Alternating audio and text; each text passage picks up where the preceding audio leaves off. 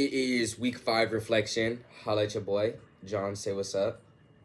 Hola. John got a 0 on his Wonderosity project. No, I didn't. I just forgot this. He got a 0 on his Wonderosity project. I didn't. Week 5 reflection. About to get down. Question number 1. In Feedback, the Dreaded Effort, Samantha Morrow lists 5 things that she found to be critical when learning to accept feedback. Which of these 5 mindsets do you find the easiest to adapt and the most difficult? Why? So, obviously, well, I mean, at least for me, feedback should be an ongoing conversation. I'm a very conversational person, and it's more easy to like talk back and forth about the feedback and what is wrong rather than going directly in and just like, hey, this is wrong, and like you don't really have any answers, no time to get any questions. And the most difficult is perspective. It's like seeing someone else's perspective on a matter. They could have already experienced this and you don't really know that, even though they tell you, and you can't really understand what their true emotion is or their true experience is from the situation or the problem, even though they specifically give you it or tell you it. You can't really put yourself in those shoes. Think of a time when you resisted accepting critical feedback. Where did the resistance come from? How might you have grown? Or how might you have grown had you been more open to feedback?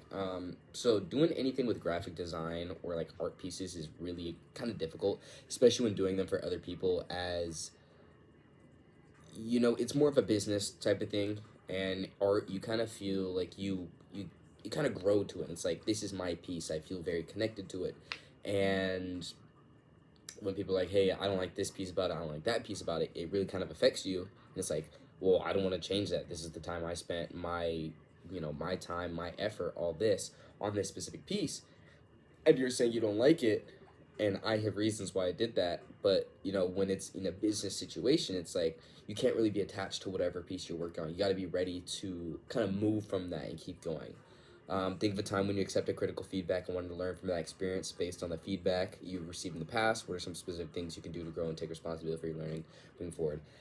This one was kind of hard to think of like specific things of like what to grow on when receiving critical feedback. Kind of the first thing that came to mind was like, if I'm putting on an outfit, right, and my outfit is not the best, and people are like, hey bro, you got to change this about your outfit, that about your outfit. And I feel like in those times it's like I wanted to look good, and sometimes someone else's personal opinion about the matter might really kind of get you to switch a certain thing. Even if an outfit isn't really that major of a situation, it can still kind of relate on a higher level. It's like, all right, these are the little things that I can fix to better myself and better how I look, right? If I relate it to graphic design, these are the little things that I fix can make the piece look better, and then the piece can kind of engage other individuals better. So it's like being ready to be open for little bits of critique just to make something look better, do better, perform better.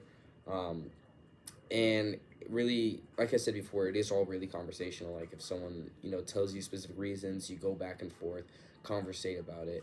I wish you really take perspective about someone else's opinion. Be like, hey, this is why it's a problem. This is why it's great. Going back and forth, but actually understanding why they say that is something that's really nice. And kind of running away from things don't really make it easier. It's like you got to kind of face it head on and then just continue with it. And I say growing is just really being ready and open for anything that may come your way. But yeah, this one seemed a little short. John, any closing remarks? How's that 0? I just emailed her. Relax. She'll read it and hopefully fix it. Any closing remarks? Broncos country. No, okay, never mind. No Broncos country. Week 5, holla at ya boy.